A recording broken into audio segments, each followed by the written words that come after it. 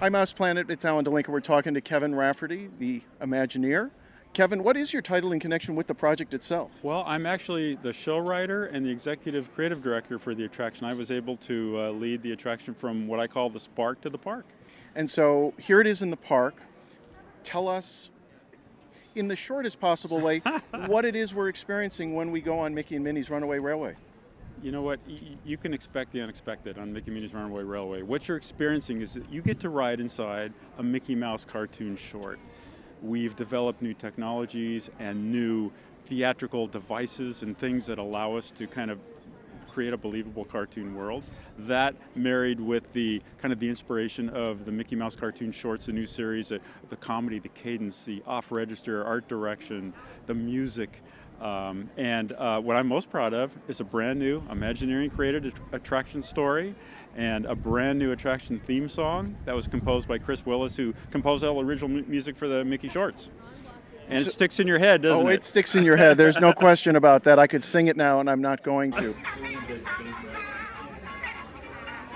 But when you guys say in the various releases, the ones that you've written in the Disney Parks blog, for example, that mouse rules apply, what should people take away from that?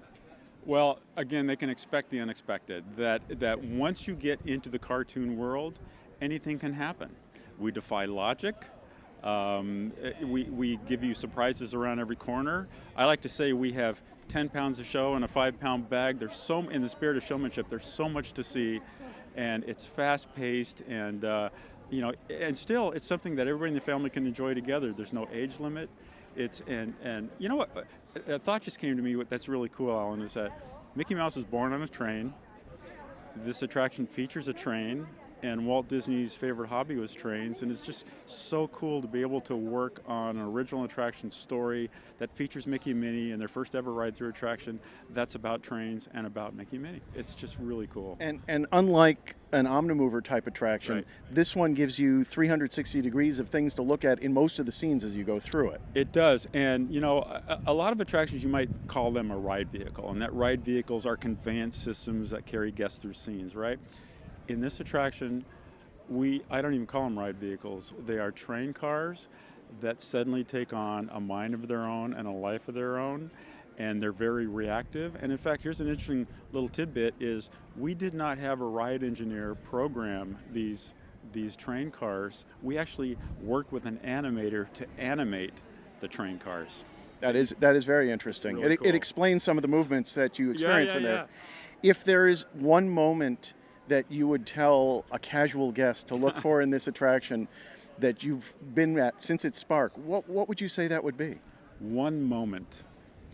Wow. Are you talking about like something specific defined or? Something that the first time you saw it realized, Okay. put a big grin on your face. Okay, I know exactly the moment. In our finale scene, in the picnic in the park, and Goofy, who's our train engineer, has the back doors of his locomotive open, and the whole thing is a musical from beginning to end.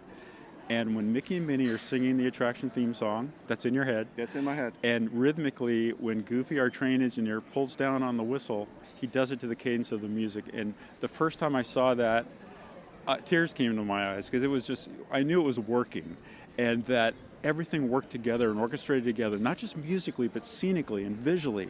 And it was just so cool to put you into the spell of the cartoon world and have Goofy as your engineer pulling you through the scene, pulling on the train whistle. And that whistle, by the way, as you probably know, Alan, is the tritone whistle from Steamboat Willie.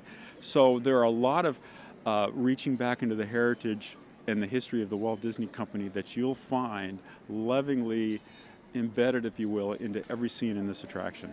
Great. Thanks very much, Kevin. Thanks, Alan. Thank you. Okay. Right. I'm Charita Carter. I'm the creative producer for Mickey and Minnie's Runaway Railway. And I'm Christopher Willis, and I'm the composer for Mickey and Minnie's Runaway Railway. So let's talk first about Nothing Can Stop Us Now, since it's in my head. And it's in my head and not going away. Tell me about the inspiration for it.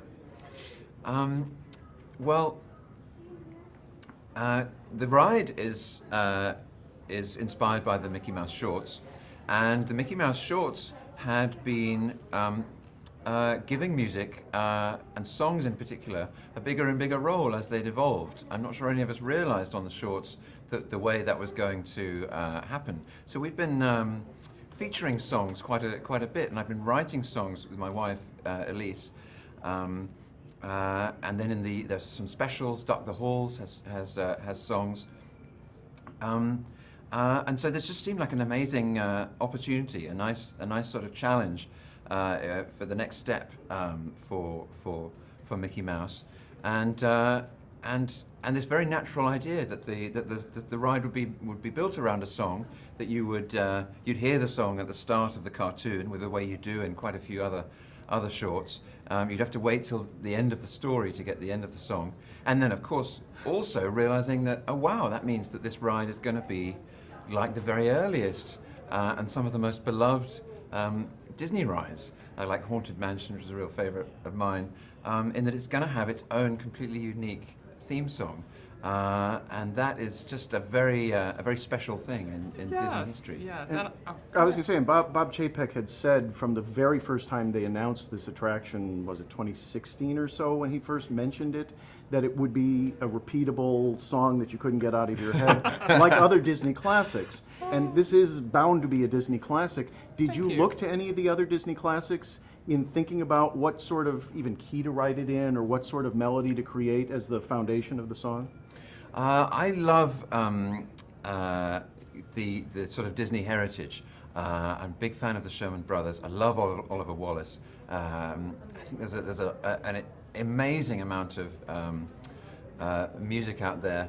I think I was daunted when I started the shorts and I started getting into that. I think by the time we came to the ride, I was sort of just nerding out on it. It just seemed like I was sort of champing at the bit, rather than I've been saying, if I had to write the song today with the ride opening tomorrow, I'd be daunted by the responsibility. But at the time, everyone was having a lot of fun. Right, it was a wonderful, wonderful challenge. I mean, after all, the very first Mickey and Minnie ride-through attraction, the opportunity to literally put our guests inside of the short, I think everybody was excited about that. It came down to classic Disney storytelling. We had our true north, we had our story, we knew what we wanted our guests to experience and what kind of adventure we wanted them to have. And I think that the team got together, as Chris mentioned, we all rallied around that. And we had our challenges, and we've also had an amazing time and journey bringing this to fruition. There was something about the project from the start where it just seemed like the stars were aligning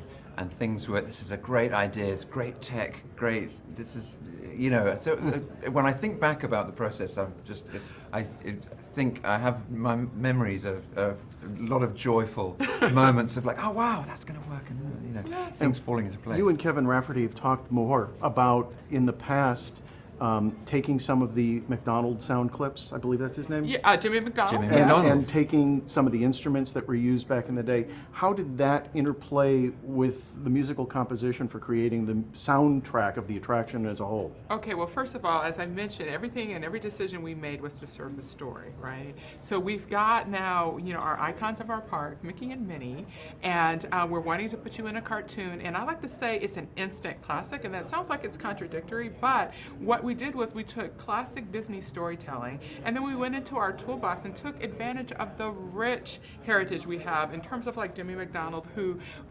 created these analog apparatuses to create music, and it just served the story that we were telling. So we were not afraid to go in and dive in there, and we even created new instruments or new tools based on his style to deliver this story. And then on the other end of the spectrum, we wanted to take advantage of all the new techniques and technology that was available to us, and we brought it together, integrated it in a way that has never been done before, and that has delivered an environment and an experience that our guests have never experienced before. Any particular moment musically in the attraction that stands out to you as a favorite? Because I take it by now you've been through the attraction as Imagineering has put it all together and had us preview it now.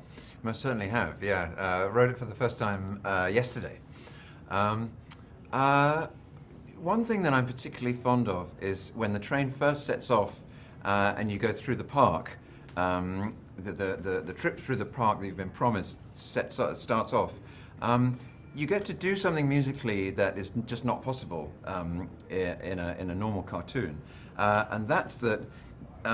Everywhere around you there are musical elements. You know, you've got a carousel, and you've got the Dapper Dans, and you've got Mickey and Minnie, and Chubby's there, and everything can be alive and singing. But because you're moving through, you're going to be able to focus on things and turn your attention.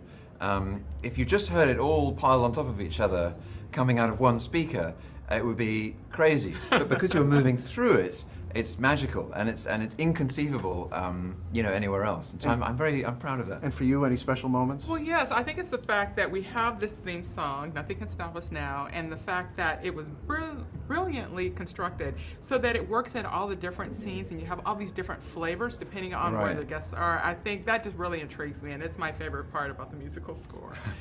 Well, thank you both. It was a Thank pleasure you. to meet you both. Yeah, you too. Thank you. Thank you. Thank you. Great talking to you. You too.